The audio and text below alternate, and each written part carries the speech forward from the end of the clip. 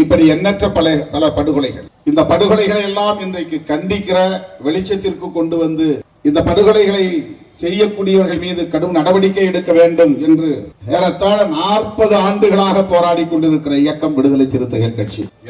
எத்தனை சம்பவங்கள் நாம் எழுச்சி பெற்ற இந்த காலத்திலேயே இவ்வளவு படுகொலைகளையும் உடனுக்குடன் மக்களை திரட்டி கண்டித்த இயக்கம் தமிழ்நாட்டில் விடுதலை சிறுத்தைகள் இயக்கம் தான். இன்னைக்கு கண்டவன் எல்லாம் பேசுகிறான், என்ன நீங்க செஞ்சிட்டீங்க. தலித் மக்களுக்கு எதிரான இந்த படுகொலைகள் நடக்கிற போது பெரிய கட்சிகள் எதுவும் வாய் திறப்பதில்லை, புதிய கட்சிகளும் வாய் திறப்பதில்லை. நான் அடிக்கடி சொல்லுவேன், நம்ம களத்தில் எவனும் நமக்கு போட்டி இல்லை.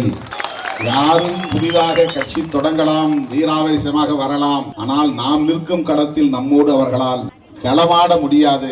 இன்றைக்கு நடிகர் விஜய் அவர்களால் இந்த ஆணவ படுகொலையை கண்டிக்க கூட முடியவில்லை. இதுதான் யதார்த்தமான நிலை.